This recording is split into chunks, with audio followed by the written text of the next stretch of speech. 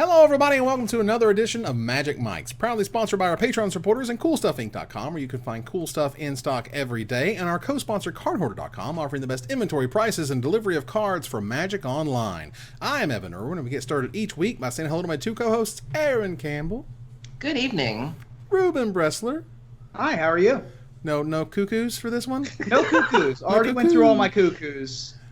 You could use some more practice, though, so if you want to do it now, I'll understand. All right, try again, Evan. Okay, Aaron Campbell. Hi. Ruben Bressler. Cuckoo. Much better. Is that musical enough? Much better. Your last one kind of landed with a thud. It was like, cuckoo. Like, no, that's not cute. Like, so I'm not sure what we're going to do quite yet, but for this episode at least, you get to hear Ruben say, "But Squee makes a baby," every time there's a subscriber for this episode. It almost makes it feel like I should like take a little bit out, that we say at the end of every show, and that'll be next week's subscriber thing. Sure. Because it's just kind of silly, and I took it from our top 10 this week. Nice. And it's really funny to hear Ruben say "make a baby," and that's why we do those things. It's funny because I'm not the one that makes the babies. Don't look at me. That's the joke.jpg. Yeah. Now, we also get started with our trumpet blast. You can get one of those if you support us at our highest level on Patreon, but we're going to kick it off with our first big and giveaway. Our giveaway is a $50 gift certificate to CoolStuffInc.com. You can go get whatever you want. We don't have to dictate what you're getting. Yeah. It's fine. It's cool. Where you can get cool stuff in stock every day. Every single day. It's funny, because when I was hired on, apparently that was created by Patrick Jarrett before they eventually went to Stibbs, then eventually went to me. And so, and I think that's pretty awesome. It's one of those things that's like, I don't need to change what is already an awesome tagline. It's just, it works. It's really good. All right. So that said, link is in the chat, and go ahead and do that. We'll give that away at the end of the show if I don't forget it, which I hope not to. That said, M19 showed up, and let's put something in perspective, everybody. We know about 4 to 5 times more about M19 than we know about BattleBond, and one of these things is coming out in a month. So the tea is exceptionally good today. It is. You can't don't mess with the time vortex yet, Evan. You gotta start with the first pick. Right. We'll get to your BattleBond diatribe. It's tangential, okay? It's tangential. Fair. That said. All right, so M19 showed up out of like a Dominaria booster. I think that was the excuse. As you may or may not be surprised by, pretty standard, straightforward Magic cards. These aren't bunch of commons. Right, bunch of commons. These aren't like the mythic rares or the rares. It's just like, oh, it's a thing that has a 2-mana 1/3 lifelink. All right, it's a Goblin Instigator, which is interesting, sort of a riff on Warren Instigator, which was originally my well-known mythic rare preview from Zendikar. But this one is just a 2-mana 1/1 that makes a 1/1. So it's a Goblin War Chief, or not Goblin War Chief, Goblin. What's the one that has Echo and makes a Goblin? Mod War Marshal. War Marshal. Thank you very much. A very interesting card showed up, and even Mark Rosewater, who normally doesn't talk about these things, actually responded to a question about it, which was Dwindle. Dwindle is a blue 2 generic mana enchantment. The enchant creature, the enchanted creature gets -6/-0. When enchanted creature blocks, destroy it. Now, destroy this creature or destroy the creature that's enchanted from a blue spell is really interesting. I mean, it's been seen before. It's not totally unheard of. Pongify comes to mind. Sure. Yeah, but you're getting something out of the deal, though. You're getting like a 3/3. I Sure. think of rapid hybridization from Gatecrash, I think it was, where you got like a frog lizard or frog wizard or something. Or Yeah. You get something out of the deal. This is just you lose a bunch of power and you're gone. Like, that's pretty rare for blue. Blue's normally the color of like bouncing or tapping something down, freezing it. Sure. Right, but ultimately it's first of all, it's always interesting, of course, to see new cards first, and that's great.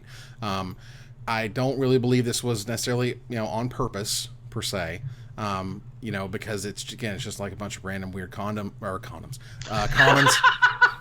Hashtag 5 kids, y'all.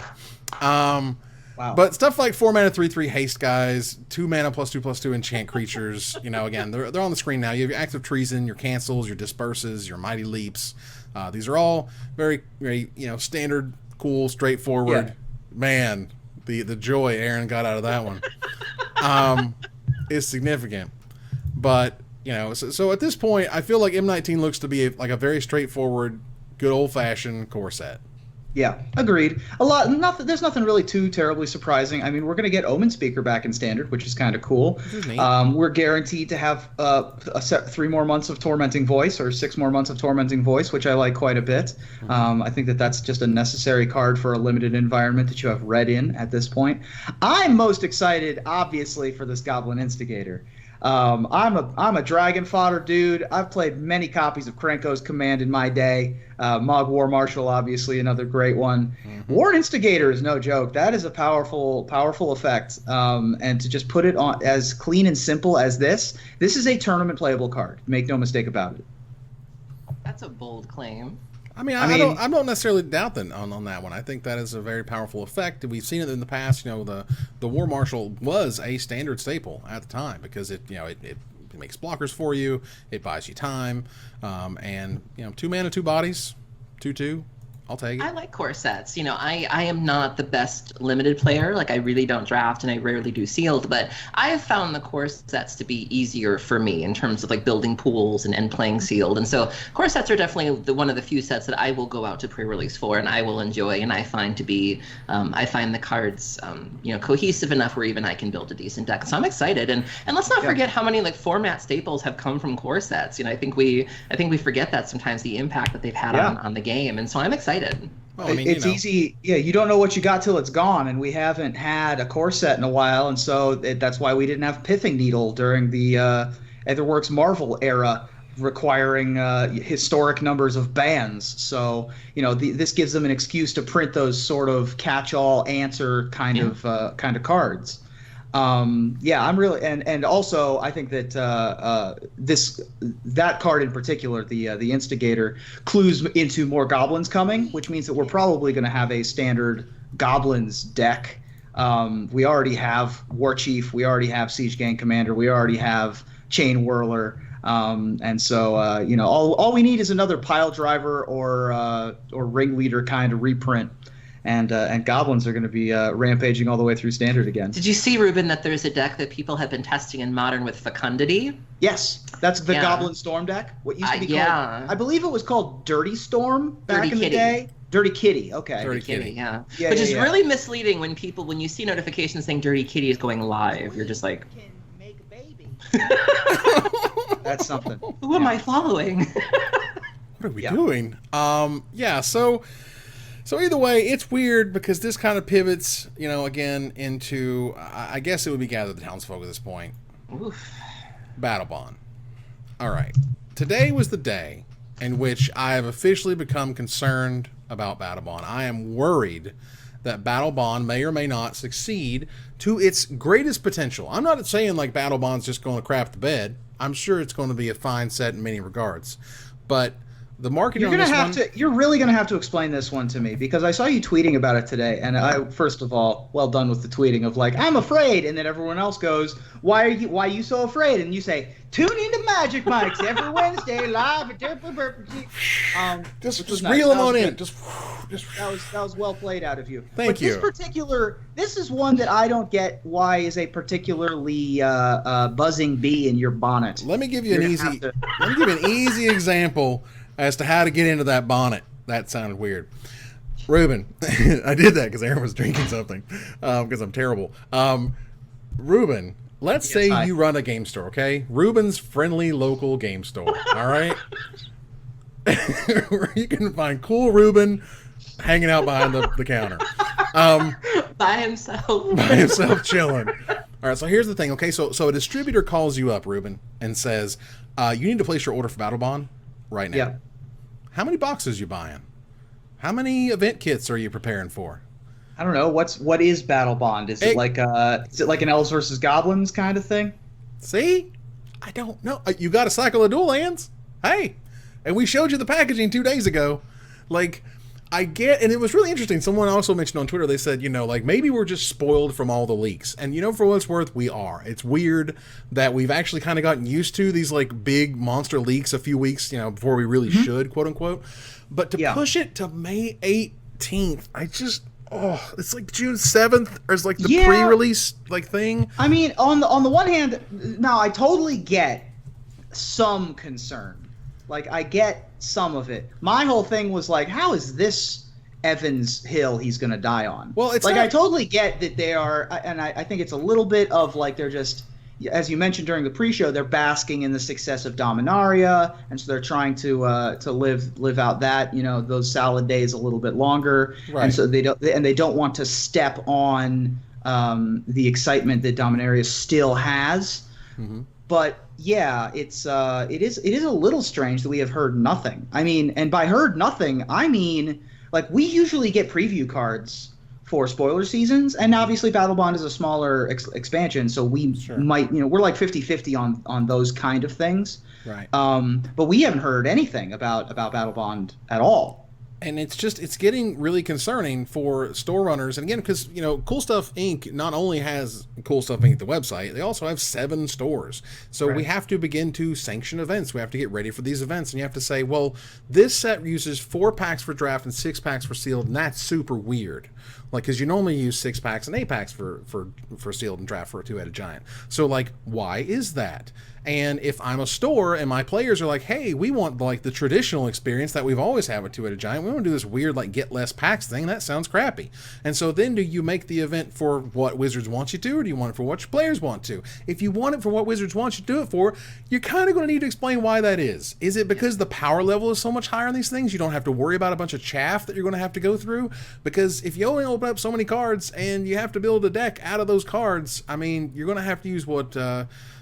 you know, so many cards out of your sealed pool, and that's a pretty small ratio compared to 8 packs versus 6 packs. So that's just one example. Like, I'm just saying that ultimately the marketing machine should have started earlier. We should have seen packaging Monday of last week. We should have seen a preview card, you know, the Friday before last Friday when we got the dual land cycle and whatnot, or the Friday before that. Like, you got to work out a little bit earlier. I know that they love basking in Dominaria, and I don't blame you. I like basking in it too.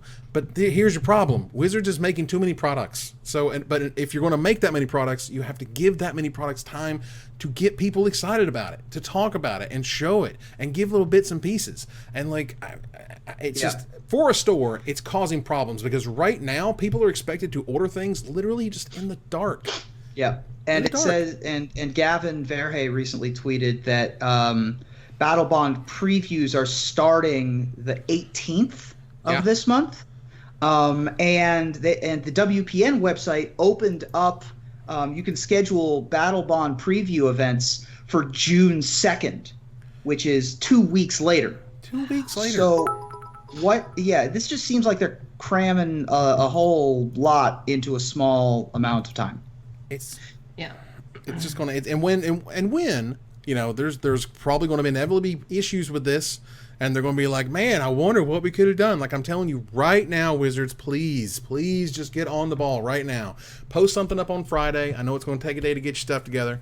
Post something on Friday to get people excited. Post a little something. Again, it could just be artwork. It could be a little bit of content. It could be something about a mechanic. It could be something about how these events work. Like, show people what this is about, because no one really knows what's going on right now. There's also a trickle-down effect that's happening when it comes to major events. My friend Jackie was trying to make plans for SCGCon, and she was excited about, you know, BattleBond and Brawl. And I remember her looking at the schedule and going, are these going to be there? And so even Grand Prix Vegas, it's like, you know, when you look at the side event schedule, there are several BattleBond events, but no one knows what it is. And, you know, that can be a deciding factor when you're trying to decide if you want to do the events individually or if you want to go in for the Fnatic packages, where if you love that format enough, you might want to get a Fnatic package. But you know, you got to plan, and especially when you have SCGCon coming up, you have Vegas coming up, SCG Regionals is June 2nd, and that's going to be the weekend that this is sort of debuting. You know, there's a lot of really exciting events coming up, and you have to give them time to plan, and you have to tell them what these events are so they can make the right decision as to what they want to plan.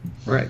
It's one of those things that, you know, as someone who works in the business of getting people excited about games and gaming and Magic and stuff, I'm just like, we're starting to make mistakes here, and that's a problem. It's starting to feel like shooting first and asking questions later. And we kind of saw this a little bit with Brawl, where it's like, here's Brawl. Okay, have you thought of banned and restricted list? Have you thought of multiplayer? Have you thought of whatever? Well, we'll get there. And I feel like we're kind of seeing traces of that with this. So here's this thing.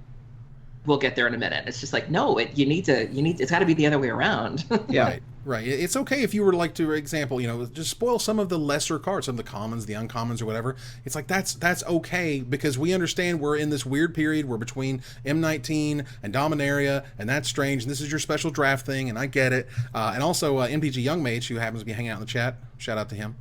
Who got his Kickstarter completely funded, so he is going to be Vegas. Yay, that's awesome. Well, fan-freaking-tastic. And Dana Fisher, he says, and I will be doing BattleBondage GP Vegas, so that's going to be super awesome. God. I know, that's right? Great. That's going to be... cuteness is off the scale. It's going to be terrific. I'm excited about it. But again, I want Wizards to do well. I like it when we have a Dominaria. This is just my... This is me being my most joy. Or a conspiracy. Like, Right. we've had a really good track record when it comes to just the supplemental sets lately. And, keep that going too. They deserve the same care that a real set gets, Right. Yeah. And you're going to put yourself in this situation where by the time you start talking about the cards, and let's say people just start going nuts over it, you can't get product anymore. All the product's going to be either allocated, it's going to be sent out, you're stored in order enough, then you get enough in time or whatever. It's like that stuff operationally causes problems. All right. It is really tough for Wizards to get the exact right recipe together, especially for these supplemental products, for these non-regular releases. They've sort of got a nice thing going with their preview seasons for the regular sets and for their master sets even, in terms of this is how we release information, this is how different content creators preview cards, this is how, et cetera, et cetera. For these smaller kind of sets, especially the ones that are new and unique, like BattleBond, they've really they keep it's a combination of trying to reinvent the wheel and also being very, I feel, unsure of themselves in how they want to go about. Yeah, timid, exactly right. Where they don't know how they want to spoil them, and so in this case, I think that they twisted a knob or pulled a lever a little bit too much in a direction in response to perhaps rampant spoiler events of recent past. And so they put the hammer down, and now though it's I don't know if it's just a combination, an amalgamation of different things that have combined, and now we have no information, and as we have no information, we have no hype. Yeah, we just don't care that much, and that makes me sad. I want to care. I enjoy. Yeah, because I love Two-Headed Giant, and so when I heard this was coming out, I was like, this is a format I enjoy, and so I would love to know more about it, and especially because I'm the kind of person where I'm very picky with my Two-Headed Giant partners. I like to think of Two-Headed Giant like a high school dance. Like, I like to dance with the person I came with, not somebody off the bleachers. And so if I know I'm going to be playing Two-Headed Giant, I want to have that partner already identified and figured out who I know I'm going to work with, and I don't have an incentive to find a partner when I know nothing about the set. And so, and I get that BattleBond coming on the heels of Dominaria is a little bit like Ant-Man and the Wasp coming out after Infinity War. Like, I get that it's not going to be as big of a deal, but you got to have something. You got to do a little bit of something.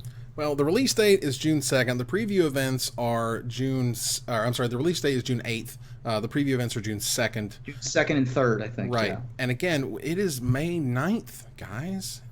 We got to get going. Anyway, so it's interesting because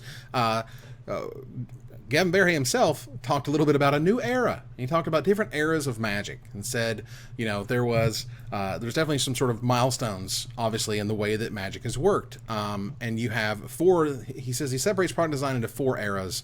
The expansion era, which is Guild Pack, Dissension, Cold Snap, Time Spiral stuff. And then Dual Deck showed up. And that was really interesting. And then Masters event or product showed up, and that was really cool. And then there's the feedback era, where you're looking at the challenger decks, which have done incredibly well, and it was a great idea. And that's terrific. Brawl was another one, which was really cool, where they took an idea and ran with it. And then we have these theme boosters for certain colors, which was really neat too. And they show those on Twitter, what those look like. And if you're building like a white deck and you love your white cards and stuff, and you get the white theme booster, you're going to get exactly what you're looking for. And it's awesome. Pretty sweet, actually. So I hope those are doing well as well. But it's kind of funny to me. Ultimately, it's like, we want to hear your feedback. And I'm just like, please don't mess up BattleBond.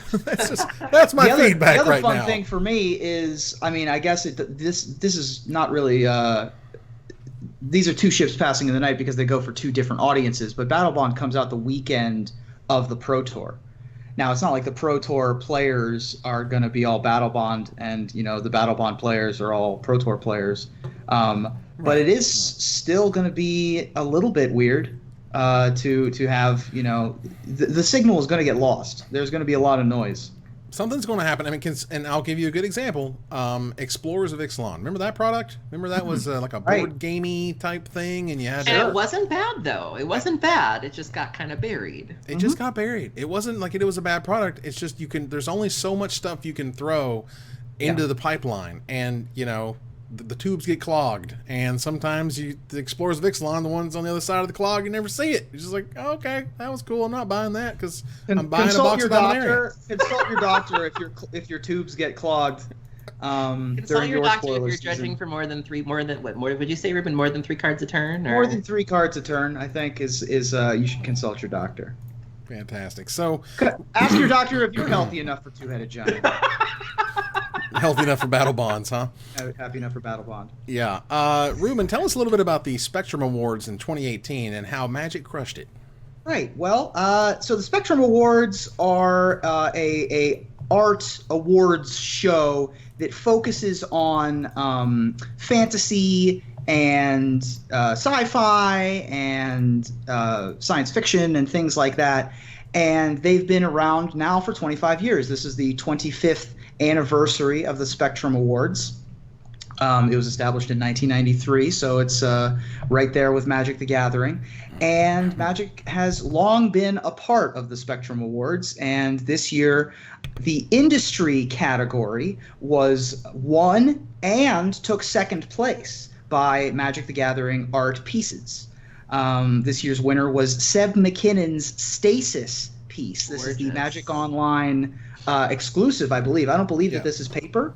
It's not paper. But it is But it is a gorgeous piece of art, and just a enthralling work by Seb McKinnon, who obviously is just killing it. And the silver medal was won by Moaning Wall, which was Piotr Jablonski, who we saw this one several months ago. Obviously, at this point, this was an Amonkhet card, but just a haunting, excellent piece of work as well. And as a matter of fact, for the industry category, 4 of the 7 overall nominees were from Magic, with the winner and second place going to Seb and Piotr. Vraska Relic Seeker by Chris Rahn and Dinosaur Hunter by Tianhua were also nominated. Magic has a history of doing well at the Spectrum Awards. For example, the From the Vault Exalted Angel was also a previous winner. And yeah, it's just nice to see the art of Magic, which we don't always talk about a ton on the show, but it's nice to see the art of Magic getting its due at something as respected as the Spectrum Awards. Yeah, that Moaning Wall art is it looks so real. Like, it almost feels like you could just touch that wall and feel the bones underneath your fingers. And Seb McKinnon, we've said a lot about Seb McKinnon kind of staying in the creepy lane. He does creepy very, very well. And this is a really nice way, or a really unique way of doing creepy without leaning on the blacks, the reds, the oranges. This is, dare I say, pretty, but when you look at like the innocence of that child, she still looks kind of creepy. It's like hauntingly pretty, Right, and just the whole scene is it's just a new take on creepy that we really haven't seen from him, and it's just beautiful. But that Moaning Wall is just so real and just love it. Yeah. And Magic artists, even if they aren't doing Magic art, have been historically recognized and represented as well. Braum this year was nominated in the advertising category for another work of his, and so yeah, it's just great to see. Yeah. Oh man, I mean, and to see sort of what a triumph the Dominaria art was, with the sagas and the stained glass and the incredible legends coming to life. They did an incredible job there. So to be able to sort of see Magic get its due in terms of awards, that's just icing on the cake. Yeah, and I would not doubt seeing anything from Dominaria coming from the Spectrum Awards next year. Absolutely. Howard Lyon also nominated this year. He was in the unpublished category. I don't know if you follow Howard Lyon, but I follow him on Facebook. And the stuff that he posts there where he was just like, yeah, I was at a mess around artist event. And then he just has this beautiful fresco from his 3 hours of work and one of his beautiful portraits was also nominated this year. Fantastic. So they released the Commander Anthology 2 Legends and Deck Lists, which awesome. We know more about than BattleBond. Just to note that, so we're clear. Yeah, when did those come out? While you're talking, I'll go look that up. They come out the same day. Isn't that weird? June 8th. They're doing a lot on that early June bit there. They sure are. Well, they're also able to take a look at legends from these original decks that they put together and put them in the new frame treatment for the first time. And the new frame and foil being the Mimeoplasm, Damia, Sage of Stone, Vorosh the Hunter, Bosch, Iron Golem, and Felden of the Third Path, which just made Aaron's list for top 10 legendary creatures. It's his wife! It's his dead wife! It is heartbreaking. It is. But he goes on to live a very happy life. Well, one of them, and I won't name absolutely every one of them, but you can look them up. Atraxa, Praetor's Voice. That deck That's the headliner. Is like $100. Yeah. So to get this thing for like $150, $160, which is what it's going for around right now, like you're paying $60 for 3 more decks, and you're getting like one of the best Commander decks ever made, which is fan-freaking-tastic. And there's a bunch of other legends in the set that aren't in foil but do have the new frame, like Tuk Tuk the Explorer, which looks really cool, or Gave, Guru of Spores. I'm sure that's going to be very popular. But essentially, Devour for Power, built from scratch, wade into battle, and breed lethality. And breed lethality is the Atraxa, the big money one. Are the decks that are involved. And these things also have those really cool life counters. Those things are worth like $10 a piece. So you get 4 of those. Yeah, 4 of those. And the 4 decks, all of that in this really cool case. And if you want to just like sit on it and sell it in a year for profit, you can do that too, because it's Magic cards. This thing can't wait for Professor to break these down and is it worth it to buy Commander's Anthology 2? And he's just like, well, for one of the decks. Several good reprints, though. Obviously, I'm always happy to see more Soul Rings. I'm happy to see more Oblivion Stones. Eternal Witness is somewhere in like the $5 to $9 range still. There's a lot of really nice cards here that I have. Sad Robot, Solemn Simulacrum. There's some nice cards in here that I'm always happy to see more copies of. Even though they're not like, powerful mythics or something, there's still just not enough of them to, keep the Commander fans happy. And so I'm always glad to see that. I mean, Fiery Confluence gets reprinted. Sorry, go ahead. Fiery Confluence is like $20 right now. Yeah, that's actually been seeing a little bit more play in Vintage recently too, which might account for the spike. Yep. Blade of Selves, Urza's Incubator are getting much needed reprints. I think that those have only been printed once, although I think Incubator might have been printed a second time. Wormcoil Engine, Caged Sun, these are all huge. Grave Pact, obviously, is always floating up there in the versus Incubator. Yep. So yeah, those are some big ones. Right. So lots of great reprints. It's basically what I would say is that it's a very good anthology set. This is a very good investment if you want to get into Commander. If you love Commander and wanted to get all the stuff with the new frames and the ones in full you can get in normal size. I mean, this is your chance. But we got a whole lot to get to. Move on here to Desperate Ravings, where we want to talk a little bit about Owen Turtenwald and Brad Nelson and Kristen Calcano. Who were discussing the fact that they have to turn in deck lists for the Pro Tour very early. Excuse me. And not only is there an earlier registration time, this is Wizards talking at this point, the earlier registration time is something we're exploring with special regards to team tournaments like Pro Tour 25th Anniversary and the World Magic Cup. Because of concerns revolving around scouting at these types of events, we are looking into publishing all submitted deck lists for team tournaments, starting with Pro Tour 25th Anniversary, to help combat that concern after the first round of constructed competition has concluded. That's really, well, first of all, that's a little weird for me, because I know, having worked on the coverage teams at a Pro Tour and having seen what Wizards has been trying to do over the past few years, to me, this whole turning your deck list super early is for coverage, because coverage wants to know what the metagame is exactly, who they should go talk to and try to get segments with, and who to get deck text from, and all this other stuff, so they can map all that stuff out and have that stuff ready to go to make an experience for the viewer. Like, this is making it tougher on the competitors to provide a better viewing experience, because Pro Tour players were, certainly looking back now, unbelievable unbelievably spoiled that you could change your deck list literally 5 minutes before round 1 started, before they walked around and picked up the list. You could do that. Like you could, and that was sort of a thing. That was part of Pro Tour culture, was staying up late the night before or getting up super early the day of and just, you know, tweaking and thinking about it, and then you hear somebody say something and you're like, oh, I heard so-and-so is playing so-and-so, or I heard this is selling out at the dealer, and then everybody rushes to buy something and they update the deck list, and it's Pro Tour time. I mean, that's a thing that happened, but that doesn't mean that's a thing that gets to happen forever. And the scouting angle is really strange to me. Wizards has had this weird, like, I don't know about love, but tolerate and hate relationship with yeah, with, like, you know, we don't like scouting, but we understand it's going to happen, but we also understand that people want their tech to be as secret as possible, even if a few people may know about it. So they're going to combat scouting by just giving you all of the information, so you don't have to scout. If everyone's a superhero, no one will be. Sorry, go ahead. I was going to say, Calcano brought up a really good point in response to that. What are they going to do? Are they literally going to give you like a 500-page tome? Like, how are they going to disseminate that information to you? Like, if they do it online, you know, what if you're in a place where you don't necessarily have good internet? I remember when I was in Bilbao. As PV points out, what if you're in a country where you don't have internet on your cell phone? When I was at Bilbao doing coverage for Card Hoarder, I didn't have internet, you know, so like, what was I supposed to do? So that's going to put non-American players at a very distinct to be fair, when you are at the Pro Tour, they do have Wi-Fi for both players and press. I just thought of that. Okay, well, what if you don't own a smartphone? What if also if 500 people are all like, it was my understanding that even though they had the Wi-Fi, not everybody was on it.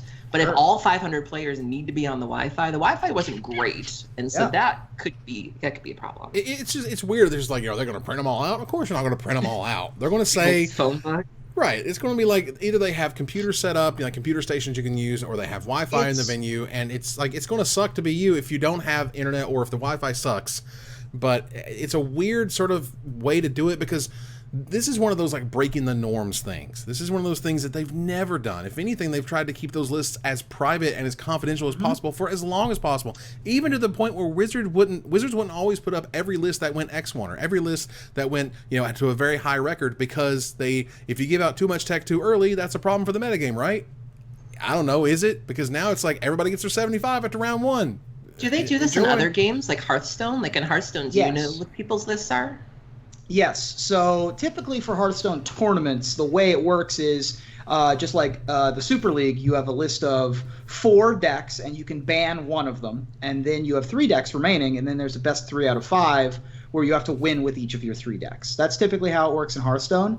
And because you have to submit the 4 decks and you have to ban one of them, you sometimes you just know what the hero is, but sometimes you do know the full deck list. And so it's not 100% of the time that you have complete information, but it is often enough that you can work with it.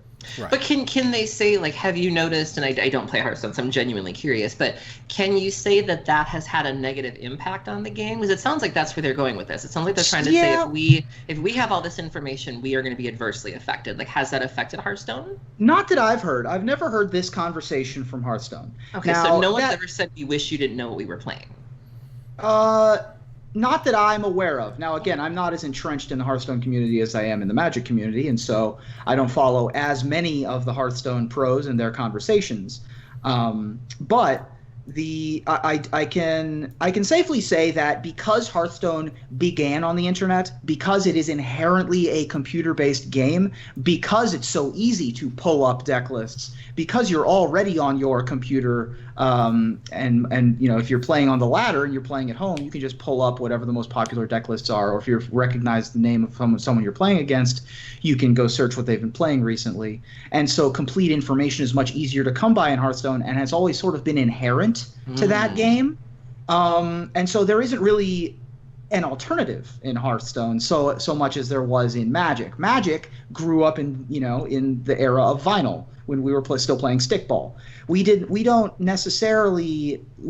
transitioning into the complete information age of gaming as smoothly, because we know what it was like beforehand. And so that's part of the growing pains here, is that how do we, some people do have access to complete information.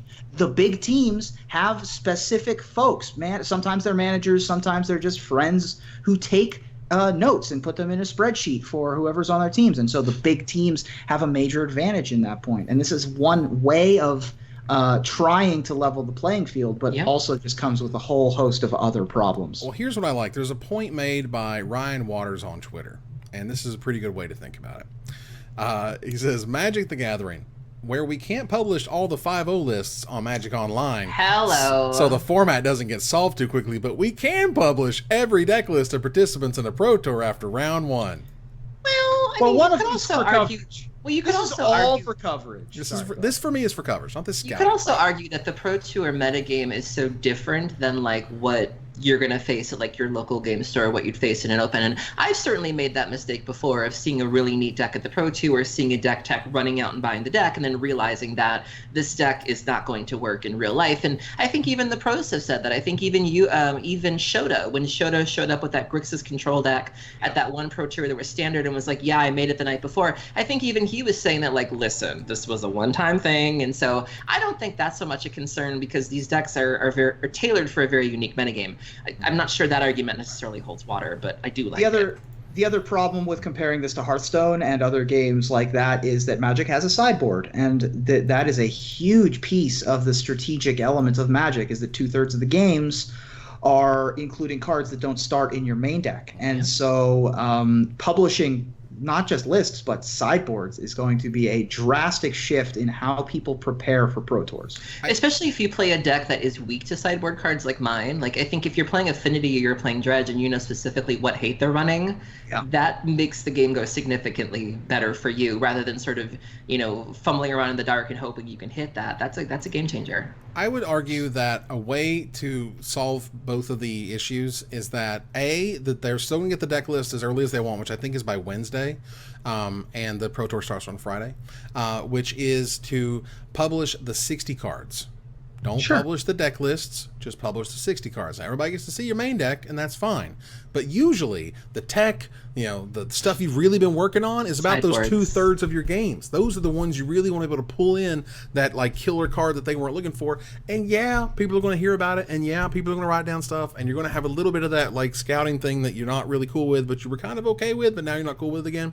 Off again, on again. It's very relationship based. But either way, I don't see how it's going to be great having perfect information after round 1. It's going to be weird and warping almost. Games with perfect information, as noted by Martin Juza, are kind of horrible. It's a less fun game of Magic. Mm-hmm. To think about everything they possibly could have, because you literally know everything they possibly could have, which is weird. Okay, so moving on here. Matt Sperling writes a little column series that he calls Sick of It. And usually it's trying to point out sort of the Emperor has no clothes, some of the stuff that we either take for granted, a lot of people are cheering, and he kind of takes the opposite side of, very devil's advocate. That's kind of what he's known for. The first thing he does is he grills the fact that Dominaria's commons and uncommons look almost exactly alike from the set symbol, and they do, and that's that one I agree with. It's pretty difficult, and they had that same problem with another recent set, the Masters 25 expansion. Same problem. So can we stop doing that, Wizards? Can we seriously, for real, like, stop it? However, his second point here, he goes on to say that MaRo's admission that Battle for Zendikar was the worst block in years. Dominaria takes us down the same path with Legendary that BFZ went down with Colorless. Like, Colorless is everything, and now our set is everything's Legendary. To which I say, no. I don't get that one, because first of all, the power level of Dominaria was higher because you were able to play these awesome uncommons that were super good and, like, drove your deck, and they were legends, so they had names and they had really cool images, so it was powerful in playing them. They were important characters. They mattered thematically and mechanically. Whereas Battle for Zendikar was like, I don't want to go back to Rise of the Eldrazi. Stop. No. Well, there was also no incentive for having these colorless creatures. We talked about it in our worst mechanics list. I mentioned Devoid on my list, and so there was no incentive incentive to play these devoid cards. Whereas if you were playing with something like Ingest, Ingest might not have been wildly popular, but it played really well with the processors, with the Eldrazi that ate things from exile. There was just no real benefit to being colorless, whereas with Legendary, you get to use the Legendary things, you get to trigger things like Historic and whatever. And so, I agree with you there that I'm not sure about that one. I just can't. BFZ also had a lot of other problems that now that we can look back on BFZ and be like, well, the draft format was miserable, partially because one of the colors was stone unplayable. There were a lot of other issues going on with BFZ. And to make that correlation between BFZ as to colorless as Dominaria is to Legendary, without having the months of limited history and standard history under our belt, without having a lot of the other context yet, is a little it's a little too soon to make that kind of claim. In addition to the fact that I also just don't agree with the premise, and it doesn't seem like any of us do. I can't see right now, and even after, like, when Battle for Zendikar came out, there was definitely that, like, oh man, this isn't exactly what I signed up for in the first couple weeks. But like, Dominaria has had nothing but non-stop success, even after it's came out, even after we've had sealed leagues and we've had draft leagues and we've had time on our belt. Even after, like, pros are saying online, multiple pros, one of the best limited formats in years. Ben Stark is like, this format is amazing, and it is amazing. It's really, really fun. And even I enjoyed the sealed format. Yeah. I'm not a sealed player. That says something. I mean, look at this. Look at this. I have a box of Dominaria. You know why? I don't know why. Because it was awesome, and I was wrapped up in the hype.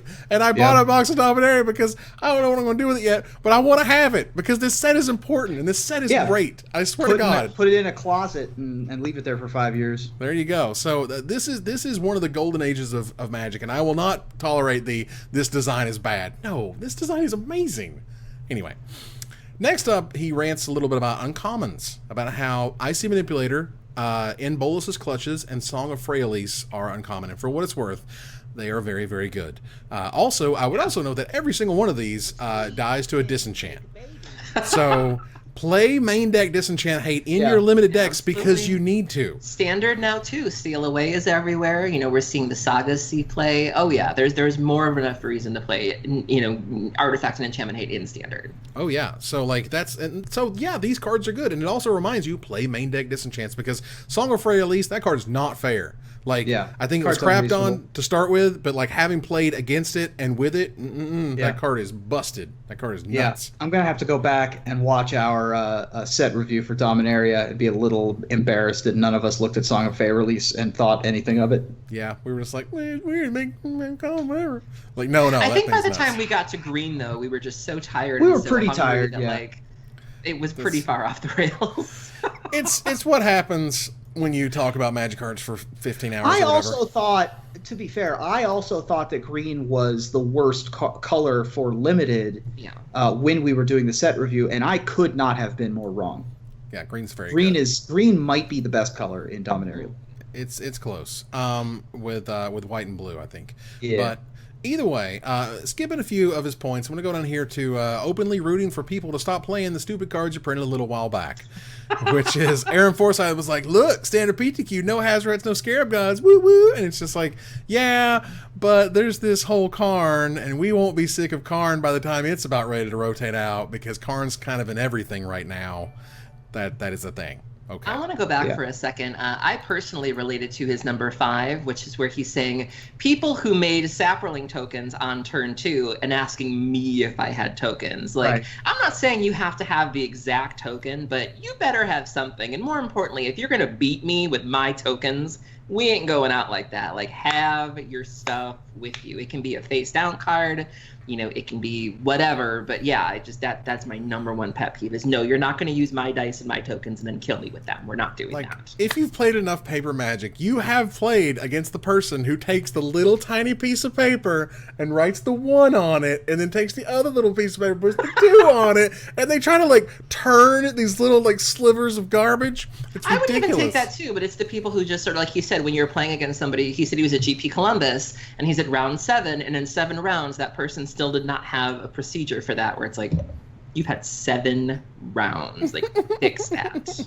What is it I showed you at the pre-show? Fix that thing. Fix that thing, y'all. It reminds me of the classic Chris Pikula story about the player who at Worlds in '97. I don't know if you guys are familiar with this story. He was playing against he was playing against a well-known cheater and edge angle shooter guy who tried to get a lot of edges. Anyway, so he's playing against this guy, and the guy casts serrated arrows, and immediately as soon as he casts serrated arrows, calls for a judge and says, "I don't have any counters. Do you have any coins?" And the judge is like, "Yeah, here's some coins." And then he puts 3 coins onto his arrows and digs into his own pockets, and he has this big handful of 15 or 20 coins and says triumphantly, "I made $4 today."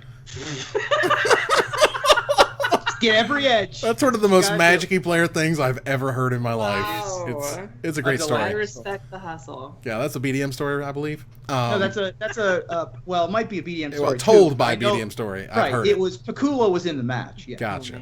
Well, and one of the things he notes is after your draw step, and I actually heard the reasoning for this, which makes a whole bunch of sense. The reason that sagas trigger after your draw step is so you can decide what you want to do, because sagas don't leave the battlefield until their trigger resolves. So you can bounce it, you can do something else. So I appreciate that. I agree it's a little weird compared to everything else, which triggers at the beginning of your upkeep, but I liked that reasoning, and I appreciate that reasoning. Did you see on Twitter the other day, I think it was Aaron Forsyth who started this conversation, him and Alexis Jansen started it. They were talking about like doing away with upkeep, about like how upkeep felt very like redundant or extraneous or one of those other big words now, and they were seriously talking about how like it doesn't really have a purpose anymore, but it would be too much effort to like get rid of it. Like I thought that was a fascinating conversation. You should go look at that if you're on Twitter. Oh, I mean, I've heard it over the years, certainly. Like R&D doesn't like upkeep. They're stuck with upkeep. Yeah. You know, it's like it doesn't make a lot of sense. I've never heard that before. Oh, sure. And it's one of the narratives that, like, you know, old school R&D guys, you know, like chewing their cigars and telling their war stories, like, upkeep's a bunch of garbage, you know. I do so many things on my upkeep. Like, garbage. It's a bunch of garbage. But I do so many things on my upkeep. Like, when am I going to cast Brainstorm now? Other than my own main phase. Just ask. At the end of your draw step, buddy. That's when you gotta get. Yeah, there we go. So I don't think they're going to errata, you know, thousands of cards and try to get rid of a step that's been printed in every Magic turn step They thing. thousands of cards to get rid of to go with any target. So and they did the gender neutral thing. Neutral thing. They got rid of the mana pool. I mean, there are lots of things that they've done to a world without upkeep. Wow, who'd have thunk? Well, move on here to Lee Sharp, who works on Magic Online, and tweeted a little bit this past week, who noted that the upcoming ability to remove Magic Online chat is coming, and the ability to remove it is optional. So you can chat if you want to, you can leave your chats online. Some players won't chat, and if they won't chat, then they really hate abuse. And I'm glad this will exist for them, which is you can chat. Weird. It was amazing. You didn't sing it right, but the irony of this thread is that I have like half the people in it blocked muted. Sorry. Wow. I'm sorry. What? Go ahead. Somebody, please. The irony in this the irony of this tweet thread is that I have like half the people in it already blocked and muted. Right. There you go. Yes. Also, the Bob Ross Magic, you know, accounts up there too. Note that even if you have chat disabled, you'll still be able to see the game log.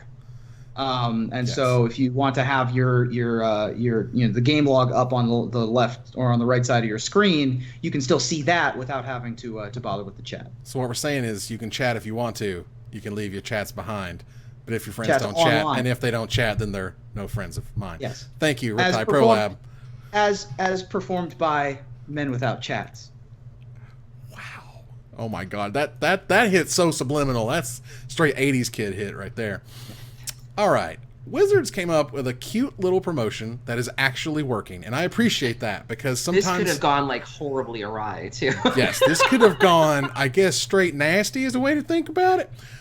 There is hashtag Where's Slimefoot, and people are printing Slimefoot and putting it in places, or photoshopping it in places. They're making pictures of it. They're drawing pictures of it. Yep. And that is terrific. And again, this could have went horribly wrong. Where's Slimefoot? I don't know where you want Slimefoot to be, y'all. I mean, you know, it gets a little crazy, a little funky. Yeah, the best one that I saw was from A.E. Marling.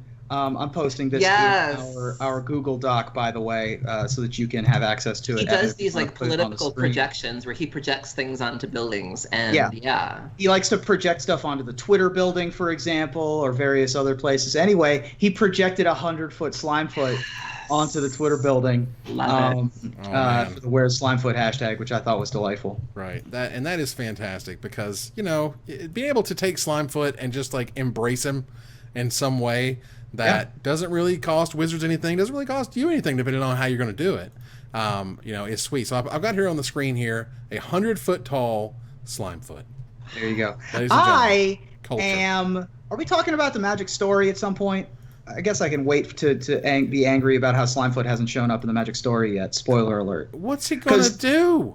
The flavor text Squish? Like, come on. The flavor text to Slimefoot, the card, says that as Joy restored the Weatherlight, a mushroom growing in its hold unexpectedly became her first crew member. We've met the rest of the crew now, and there's no Slimefoot still. I am furious. No, you're not. It doesn't make any sense. It doesn't.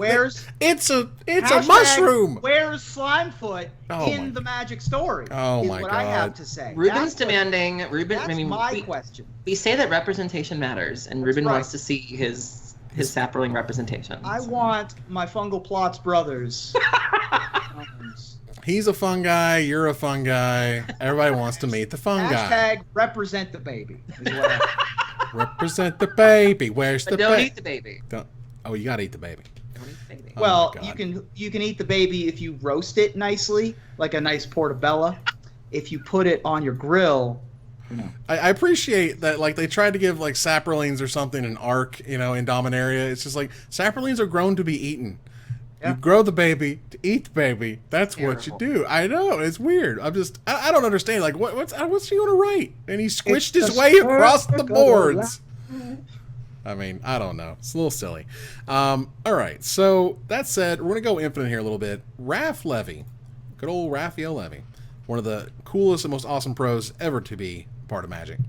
Has an interesting take on mulligans and the need to change the mulligan. Now, mulligans used to be really bad. Back in the day, it was either no land or all land, and you had to show your opponent to prove you weren't lying.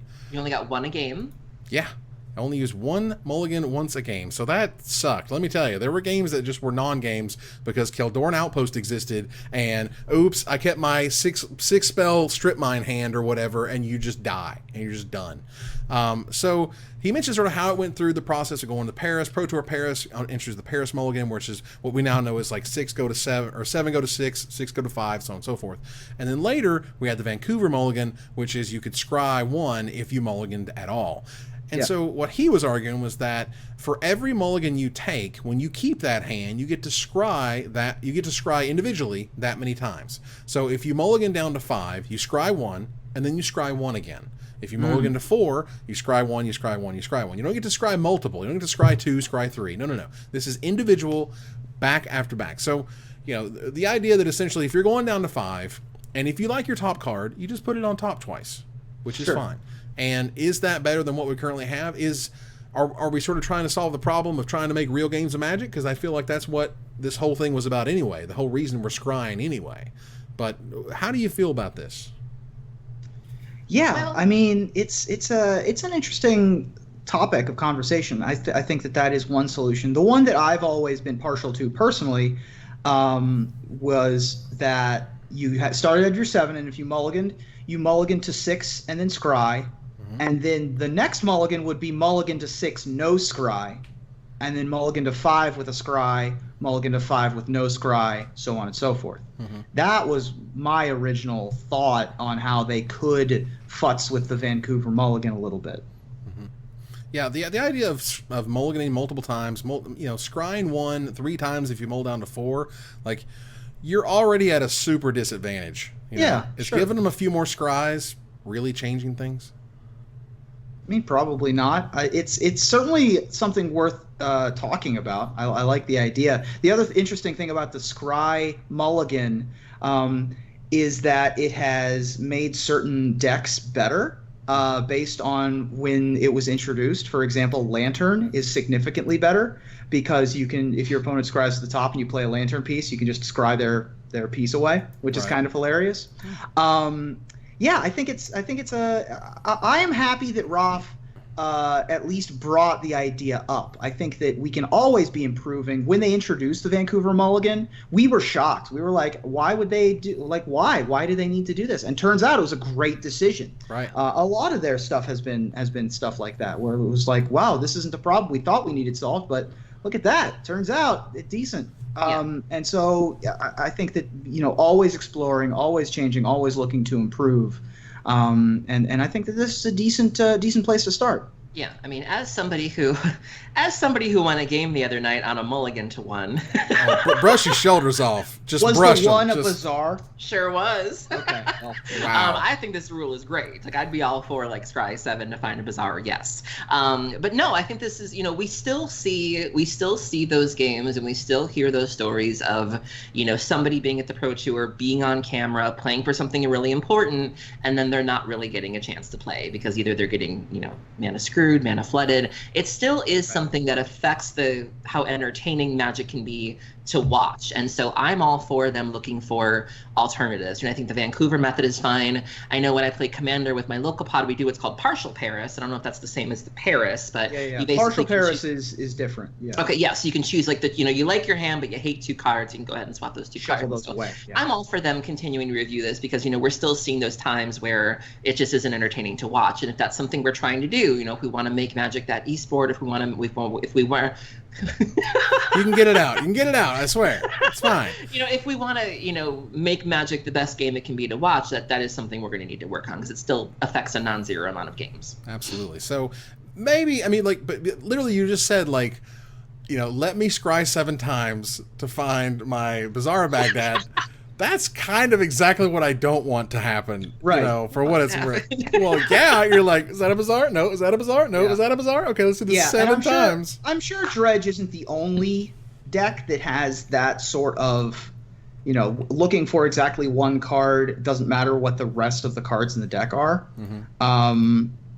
I'm sure there's something else other than Dredge, but certainly Dredge is is going to be top of the list if that becomes implemented. This is true. So either way, move on here. We have a couple of interesting stories in Splash Damage, where these are stories not exactly about Magic. They're kind of related to Magic. Mark Winters was the art director for Dominaria, and Dominaria was an amazing set, and he was obviously very influential in making it look and feel and be as incredibly impactful as it was. So that's awesome. However, after Dominaria, he left Wizards for a period of time, and then just recently announced that he is going to be joining Team Valve Software starting next week. So that is incredibly important, I think, for Valve's upcoming Artifact game, which is going to be out there. It's League of Legends, correct? Or no, is this Dota? Is it Dota, the Dota game? I think this is Dota. It's Dota. I just know that's the one Garfield's involved in, yeah? Right, Defense of the Ancients or whatever. So this is one Richard Garfield's working on. You have Mark Winters on it. You have a bunch of talent that Valve, because working for Valve is like, that's a very lauded thing to do. Yeah. To able to go back and be like, first of all, we have all the money in the world because Steam. And they're like, whatever. What do you want? You want another 0 there? We'll make another 0 happen right there. Because you come over and work with us. Like they can buy the talent that they want to work with. I think they're going to put as many resources in this thing as it takes to be successful, which, I think what they should be doing, which is great. And I hope the game is awesome. But it's really interesting to see Mark Winters go from such an incredible success to what should be another incredible success. Yeah. And he's not the only person, obviously, Richard Garfield, to be joining the Valve family. Mm-hmm. It seems like a lot of MTG talent has been moving over, and Valve is headquartered in Seattle, so it's not that hard of a switch. You can pretty much stay in the same house, basically. So yeah, I think that Artifact is in its alpha phase right now.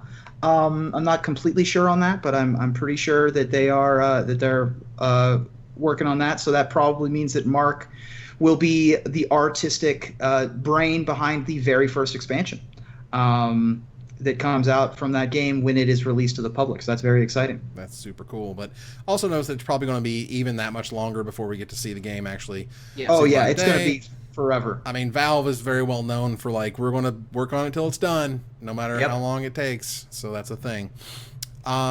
Moving on here next to women in esports. We've spoken a little bit about this ourselves with females who have made it to the top 8 of Grand Prix or Pro Tours, and how there's a whole lot of there's a whole lot of fanfare about that, and they don't necessarily want to be known as like, I'm the female in Magic, I'm the woman in Magic who does well or whatever. But you can't kind of help yourself. And Aaron, how do you feel like sort of about the issue at this point? Like, because they're having that same problem where there's like, only a couple of female competitors in some of these big esports, and they're getting a whole bunch of attention, and that's great because that's inspiring, right? But the problem is they don't necessarily want it. And so this article was inspired by a young lady known as Giguri in the Overwatch League. She is probably the breakout female player in the game. She just recently had a lot of screen time at the Overwatch League. There was a big event that happened recently.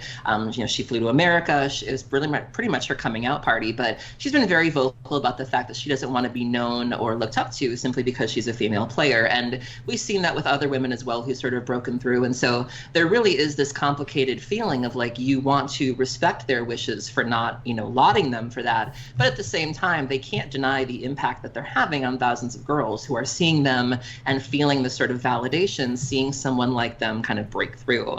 And so this article does a really good job of showing people how you can still support these girls, but also still respect their wishes and not necessarily, put them on pedestals or not make it so that the expectations are so unrealistic that they just kind of collapse under the pressure. And so I really appreciated this because this is something we've experienced with Melissa DeTora at one point, Jackie Lee at one point, and Emma's been very vocal. And so, it is easy to sort of cross a line and really make them out to be these avenging angels when they're human and they do just want to play the game. And on some level, they should have the right to just do that. And so finding that right balance between being happy for them without, putting this crushing weight on them is really interesting. Right. And it's ultimately something that's hard to avoid. It's like you want to celebrate things. Like, you don't want it to be like something that turns bad. You also don't want it to be like putting the eye of Sauron and misogynistic and or hateful and or discriminatory people show up out of the woodwork to give you a bunch of grief for no good reason. But you can't have it both ways. You can't ultimately dictate what people are going to do, and people are going to be excited about the idea that you are a unique,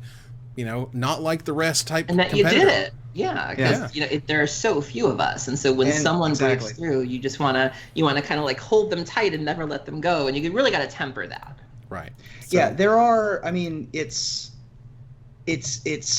coming up again in 2018 because there have been so many successful women placing in esports tournaments. From Dota, for example, there are two players named PPD and Universe who have been making waves in the Dota scene.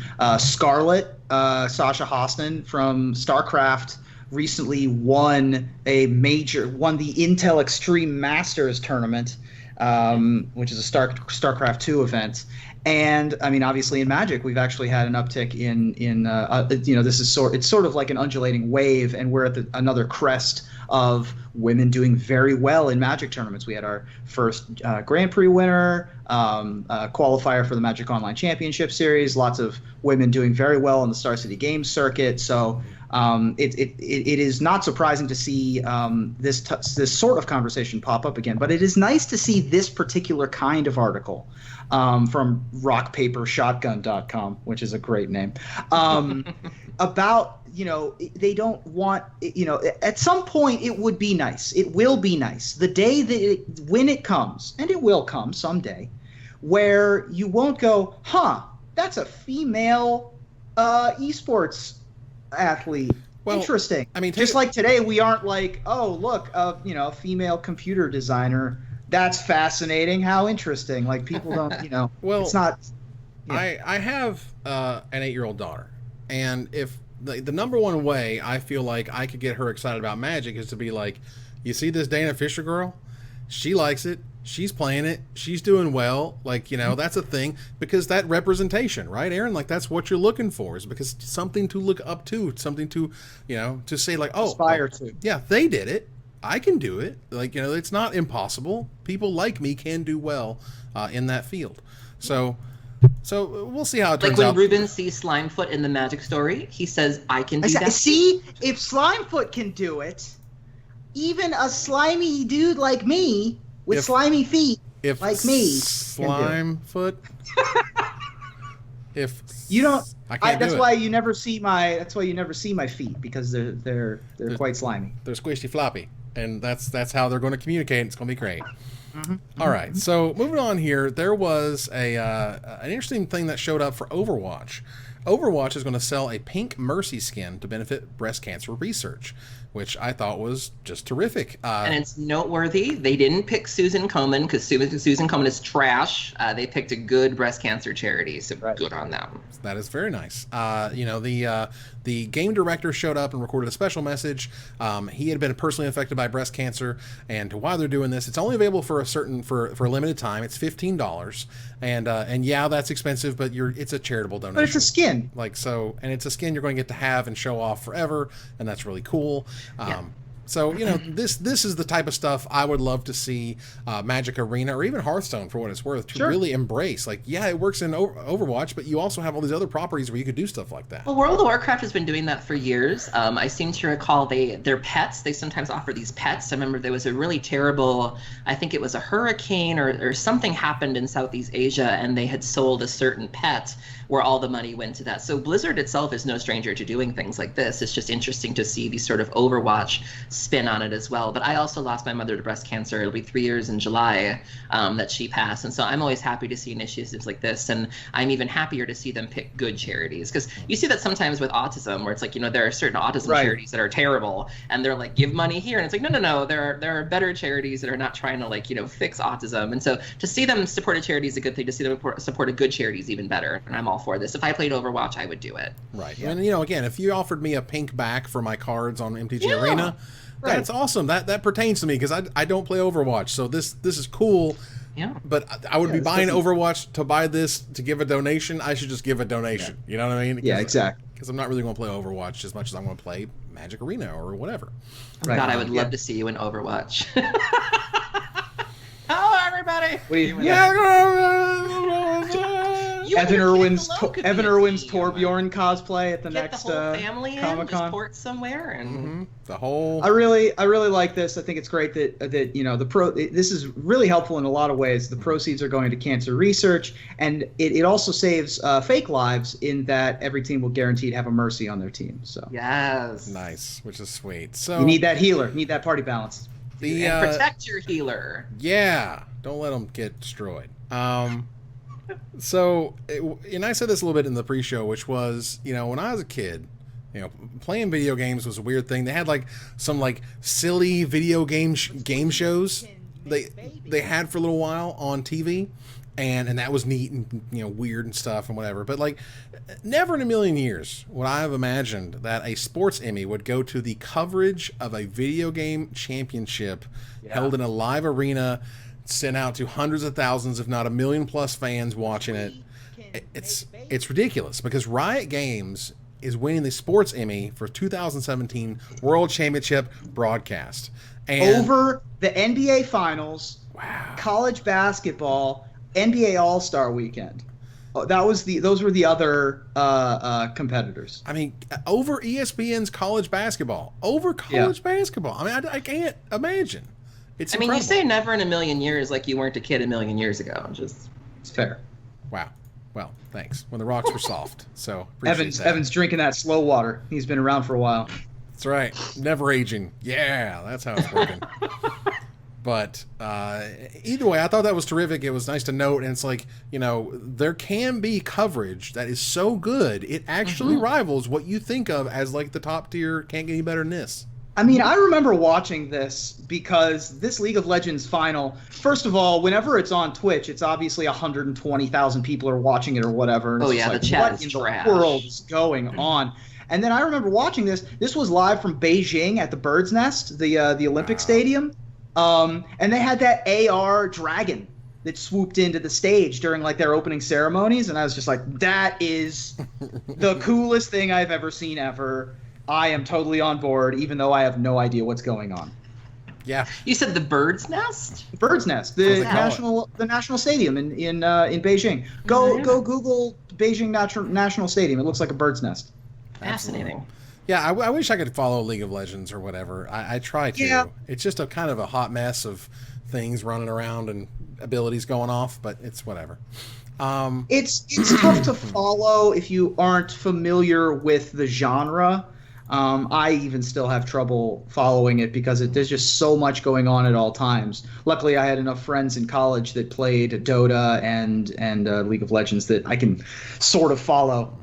But yeah, it's like if it's like trying to watch cricket, or like a British person trying to follow basketball or football. It's not good. All right. I like watching rugby. Yeah, that's weird. That's weird. I mean, who'd have thought? A particular part of the game, facet, rule, or interaction in the game of rugby unrelated to butts that you unrelated to butts. Well, I like that the little quarterback man wears the little crochet cap on his head. I think that's adorable. Sure. Oh my God! All right, so. We got to get off the rugby train. Let's talk about a winner. On the rugby train. Hey-o. Let's talk a little bit about the winner of tonight's $50 gift certificate to CoolStuffInc.com, which is Anthony G. from Enterprise, Alabama. Yes. So congratulations to Anthony G. I will be sending you a code for your awesome gift certificate, and thanks of course to CoolStuffInc.com for giving us the ability to give stuff away, which is super cool. Also want to thank the next generation of winners. Yeah. Well, I want to. Good one. I got it. Well done. Yeah. Wow. Well, also want to thank our new subscribers for this episode, which would be Drunk Gaming, our first tier 1 subscription from 99problems_Twitch81, which is much appreciated. That's a good name. Chalice Drea, Elementor 5x5, The Maverick Girl, Suspended, Sheth DMMD, and I think that completes our subscriber list for this week. So thank you very much for supporting the show. Thank you so much. We really appreciate it. But that said, we have to turn the corner to the finisher. It was confirmed this week that Gilfoyle? Are you serious? Gilfoyle? One of the main characters on the hit HBO comedy that I don't watch, Silicon Valley, plays Magic the Gathering when an Ixalan Fat Pack and MTG Beer Cozy appeared on his desk in the middle of a recent episode. Now, it's probably no stretch to say that 5 computer programmers living under one roof in the Bay Area might play Magic, yet it's another feather in Magic's cap of TV and film appearances, which there have been a few.